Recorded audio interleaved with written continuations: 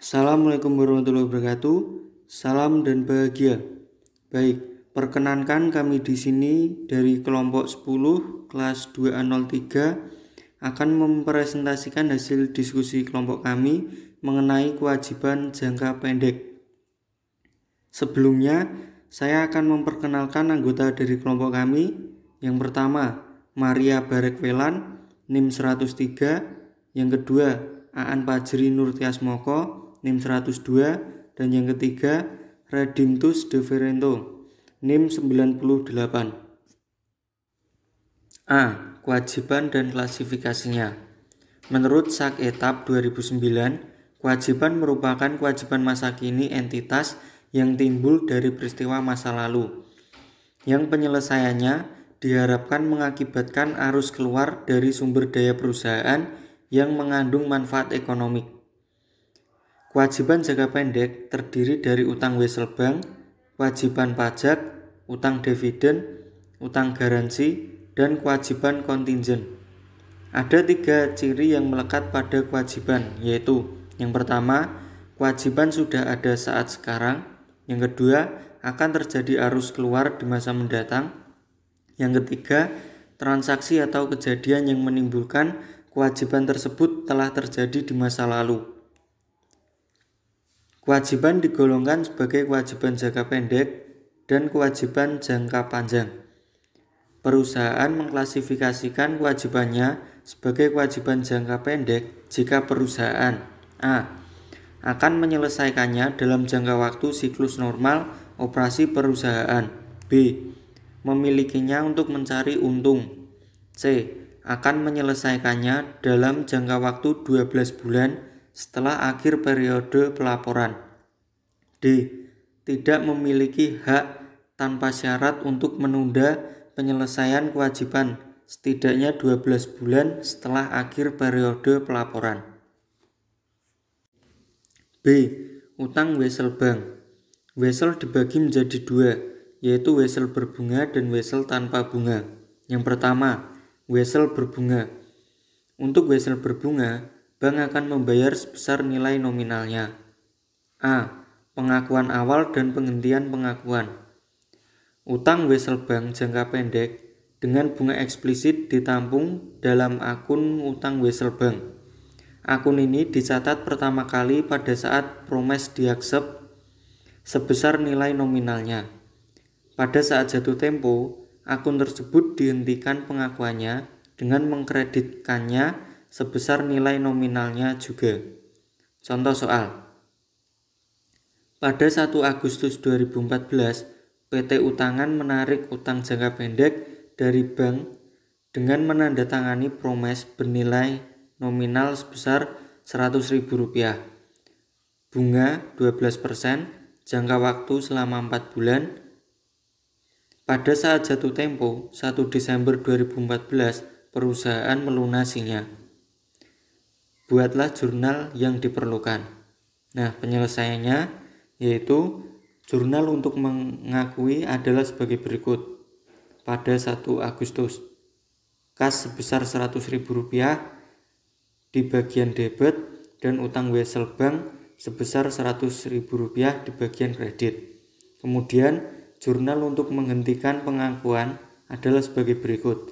Pada bulan Desember, utang wesel bank sebesar Rp100.000 bagian debit, beban bunga 100.000 dikalikan 12% dikalikan 4/12 sama dengan Rp4.000 di bagian debit.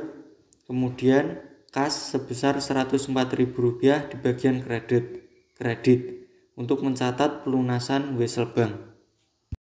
B. Penyesuaian dan penyajian. Pada akhir tahun buku, perusahaan mengakui utang bunga berjalan jika ada melalui jurnal penyesuaian. Utang bunga disajikan di neraca dengan menambahkan ke utang wesel bank. Contoh soal. PT Utangan pada contoh 6.1 menutup buku pada 31 Oktober 2014. Hitunglah utang bunga berjalan dan buatlah jurnalnya. Sajikanlah pula utang bunga di neraca? Jawab. Bunga berjalan adalah untuk masa 3 bulan, terhitung dari 1 Agustus sampai 31 Oktober. Jumlah utang bunganya adalah Rp3.000, diperoleh dari Rp100.000 dikalikan 12% dikalikan 3/12. Nah, jurnal untuk mencatat utang bunga adalah sebagai berikut. Pada 31 Oktober, beban bunga sebesar Rp3.000 di bagian debit, kemudian utang bunga sebesar Rp3.000 di bagian kredit. Untuk mencatat penyesuaian bunga berjalan, penyajian utang wesel dan bunganya di neraca per 31 Oktober 2014 adalah sebagai berikut. Kewajiban jangka pendek, utang wesel bank sebesar Rp100.000 ditambah utang bunga sebesar Rp3.000, total Rp103.000. C. Jurnal pembalikan. Jurnal penyesuaian atas bunga berjalan di atas dibalik pada hari kerja pertama tahun buku berikutnya, yakni pada 1 November 2014. Jurnal pembalikannya sebagai berikut. Pada 1 November, utang bunga sebesar Rp3.000 di bagian debit, kemudian beban bunga sebesar Rp3.000 di bagian kredit. Untuk mencatat pembalikan, pada tanggal jatuh tempo 1 Desember 2014, jurnal untuk mencatat pelunasan persis sama dengan contoh sebelumnya, yaitu pada 1 Desember. Utang wesel bank sebesar Rp100.000 di bagian debit, beban bunga sebesar Rp4.000 di bagian debit, kemudian kas sebesar Rp104.000 di bagian kredit. Untuk mencatat pelunasan wesel. 2. Wesel tanpa bunga. A. Pengakuan awal dan penyesuaian. Wesel tanpa bunga akan dibayar oleh bank sebesar nilai nominal dikurangi diskonto. Wesel bank tersebut diakui pertama kali dengan mendebit akun utang wesel bank sebesar nilai nominalnya. Selisih antara jumlah kas yang diterima dan nilai nominal ditampung akun diskonto utang wesel. Diskonto tersebut kemudian diamortasi sebagai beban bunga selama jangka waktu wesel melalui jurnal penyesuaian. Contoh soal. Pada 1 Oktober 2014, PT Ngablu menandatangani promes bank tanpa bunga, jangka waktu 4 bulan, nilai nominal sebesar Rp104.000. Untuk itu, bank mengurangi dengan diskonto sebesar Rp4.000. Jadi, jumlah yang dibayar oleh bank atau diterima oleh PT Ngablu adalah sebesar Rp100.000. Tahun buku berakhir pada 31 Desember. Buatlah jurnal yang diperlukan oleh PT Ngablu. Pada 1 Oktober, kas sebesar Rp100.000 di bagian debit dan diskonto utang wesel sebesar Rp4.000 di bagian debit dan akun utang wesel bank sebesar Rp104.000 di bagian kredit. Kemudian jurnal untuk menyesuaikan akun diskonto selama 3 bulan pada 1 Oktober sampai 31 Desember, yaitu pada 31 Desember beban bunga sebesar Rp3.000 di bagian debit, kemudian diskonto utang wesel sebesar Rp3.000 di bagian kredit. Bagian B, penyajian di neraca. Utang wesel bank tanpa bunga disajikan di neraca dengan mencantumkan nilai jatuh tempo dikurangi saldo diskonto. Setelah jurnal amortisasi diskonto pada contoh sebelumnya diposting, maka saldo akun diskonto utang wesel adalah debit 1.000, 4.000 dikurang 3.000 di neraca per 31 Desember 2014. Utang wesel tanpa bunga disajikan sebagai berikut. kewajiban lancar, utang wesel bank sebesar 104.000 dikurang diskonto utang wesel sebesar 1.000 sama dengan 103.000.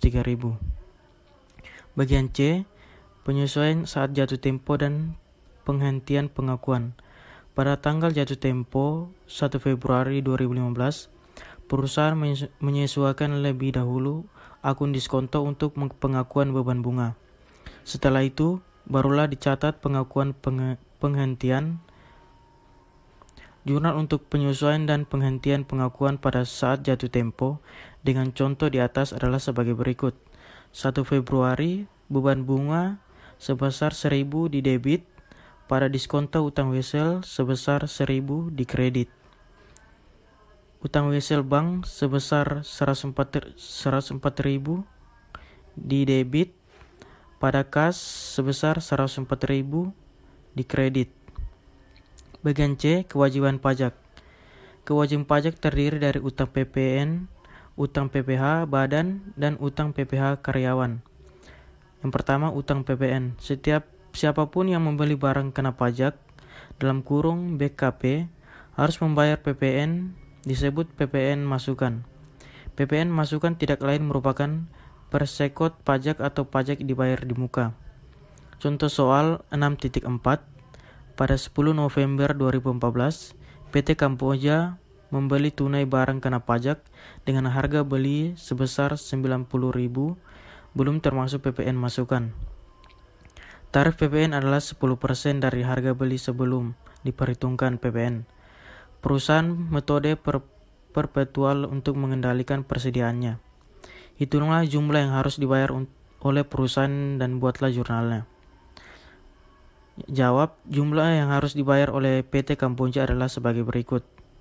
Harga jual tidak termasuk PPN sebesar 90.000 ditambah PPN 10% dikali 90.000 sama dengan 9.000. Jumlah yang dibayar sebesar 99.000. Transaksi pembelian di atas sebagai berikut. 10 November, persediaan sebesar 90.000 di debit, PPN masukan sebesar 9.000 di debit, pada kas sebesar 99.000 di kredit. Contoh soal 6.5 pada 20 November 2014, PT Kamboja menjual kembali BKP tersebut dengan harga jual belum termasuk PPN sebesar 135.000. Tarif PPN adalah 10% dari harga jual sebelum diperhitungkan dengan PPN. Jadi harga termasuk PPN adalah sebesar 148.500 sebesar 135.000 ditambah 10% dikali sebesar 135.000. Jurnal untuk mencatat penjualan tersebut adalah sebagai berikut. PPN keluar sebesar 13.500 di kredit, penjualan 135.000 di kredit, harga pokok penjualan 90.000 di debit, persediaan 90.000 di kredit. Berdasarkan pada penjelasan di atas, maka jumlah yang harus disetor ke negara adalah sebesar 4.500. PPN sebesar 13.500 dikurangi PPN masukan sebesar 9.000. Jadi pada akhir bulan November PT Kamboja akan mengakui utang kepada negara dengan menjurnal sebagai berikut. 3 November, PPN keluaran sebesar 13.500 di debit, PPN masukan sebesar 9.000 di kredit, utang PPN sebesar 4.500 di kredit. PPN yang sampai tanggal neraca belum disetor ke atas kas dengan negara pada tanggal 10 bulan berikutnya, maka jurnal yang dibuat oleh PT Kamboja adalah sebagai berikut. 1 Desember, utang PPN sebesar 4.500 di debit, pada kas sebesar 4.500 di kredit. Yang kedua, utang PPh badan. Pemerintah mewajibkan perusahaan, kecuali perusahaan perorangan, untuk membayar pajak penghasilan badan. Yang dikenakan pajak adalah laba perusahaan selama 1 tahun, takwin. Perhitungan pajak selalu dilakukan atas dasar laba menurut Undang-Undang Perpajakan, bukan atas dasar laba akuntansi. Contoh soal 6.6, pada akhir tahun 2014, PT Taat melaporkan laba sebelum PPh sebesar 500.000. Laba kena pajak menurut perhitungan sesuai aturan perpajakan adalah sebesar 540.000. Jika tarif PPh adalah 15%, maka pajaknya adalah sebesar 81.000. Pada akhir tahun, jurnal yang dibuat oleh perusahaan adalah sebagai berikut. 31 Desember, beban PPh sebesar 81.000 didebit, utang PPh sebesar 81.000 dikredit. Apabila utang ini dibayar pada 25 Maret, maka jurnalnya adalah sebagai berikut. 25 Maret, utang PPh sebesar 81.000 didebit, pada kas sebesar 81.000 dikredit. Utang PPh karyawan. Jumlah penghasilan yang dikenakan pajak tidaklah semua jumlah gaji atau upah yang diterima karyawan. Yang dikenakan pajak hanyalah jumlah penghasilan kena pajak. Penghasilan kena pajak dihitung dari penghasilan kotor, dikurangi semua pengurangan yang diperoleh oleh undang-undang.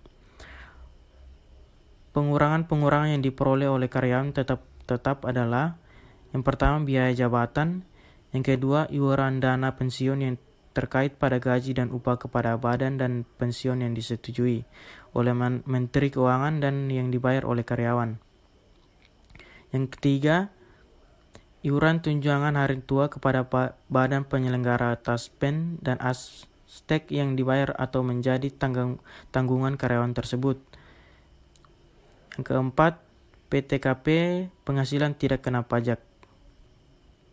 Contoh soal 6.7, Tuan Amin Basalama, seorang karyawan tetap, tidak kawin dan tidak mempunyai tanggungan. Bekerja pada CV Tulus Satria. Penghasilannya setiap bulan 2 juta. Jika tarif pajaknya adalah 10% dan PTKP 1.200.000, maka pajak yang harus dipotong dari gaji Tuan Amin tersebut adalah 2 juta dikurangi 1.200.000 dikali 10% sama dengan 80.000. Jurnal untuk mencatat pemotongan gaji dan pembayaran, misalnya pada 1 April adalah sebagai berikut. Gaji dan upah didebit 2 juta, pada utang gaji dan upah dikredit 1.920.000 dan utang PPh karyawan dikredit 80.000. Ini untuk mencatat terjadinya gaji.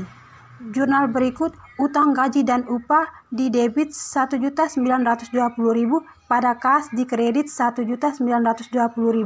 Ini untuk mencatat pembayaran gaji. Jika PPh karyawan yang telah dipotong harus disetorkan ke kantor kas negara pada tanggal 10 April, maka penyetornya dicatat sebagai berikut. Utang PPh karyawan didebit 80.000, pada kas dikredit 80.000. Ini untuk mencatat penyetoran PPh karyawan ke kas negara. Berikut utang dividen.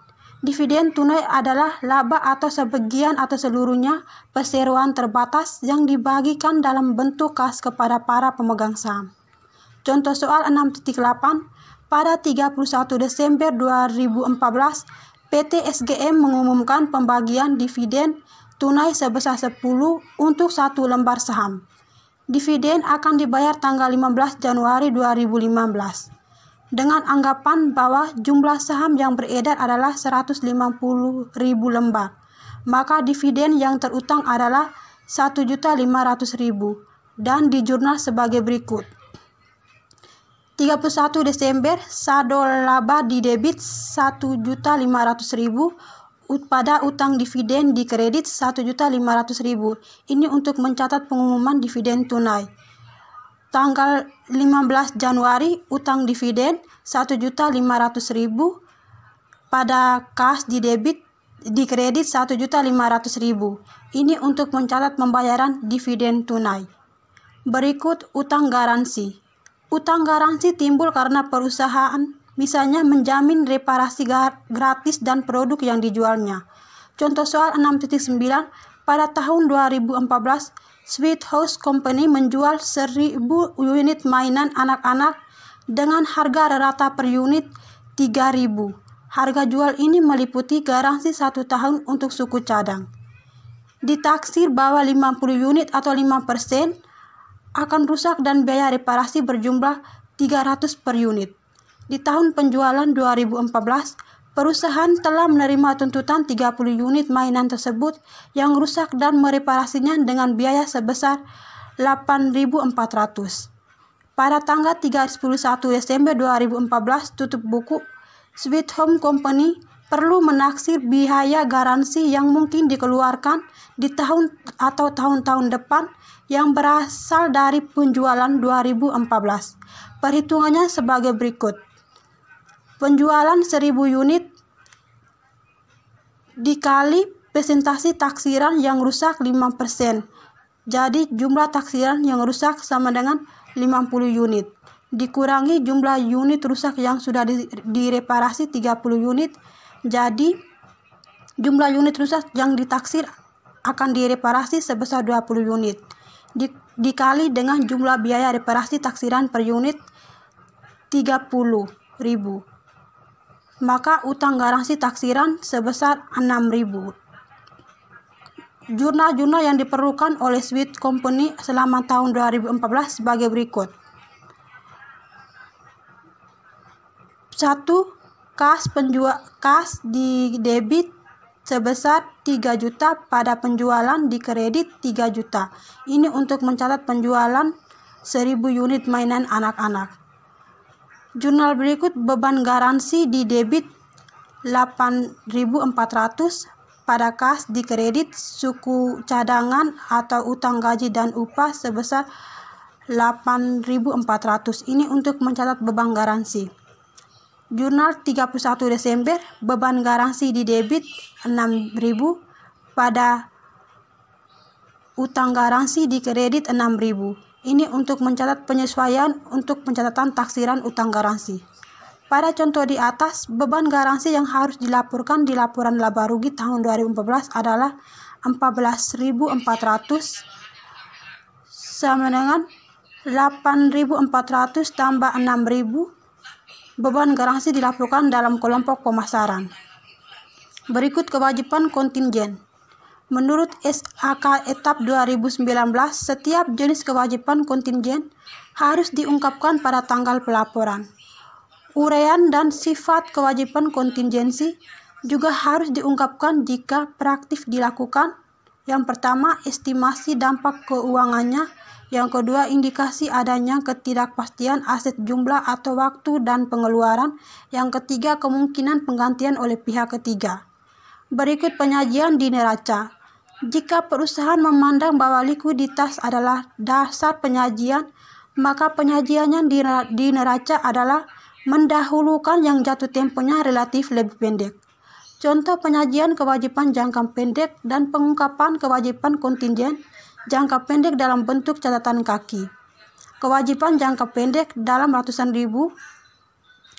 Utang wesel termasuk bunga berjalan 8.000 sama dengan 308. Ditambah utang gaji dan upah 38.000 ditambah utang usaha 120.000 tambah utang PPh karyawan 43.000 tambah utang PPN 21.000 tambah utang PPh 69.000 tambah utang jangka panjang jatuh tempo tahun ini 19.000 utang garansi Rp600. Maka jumlah kewajiban lancar sebesar Rp658.600. Sekian dari hasil presentasi kami. Jika ada kesalahan atau kekurangan dari kami mohon maaf. Terima kasih. Salam.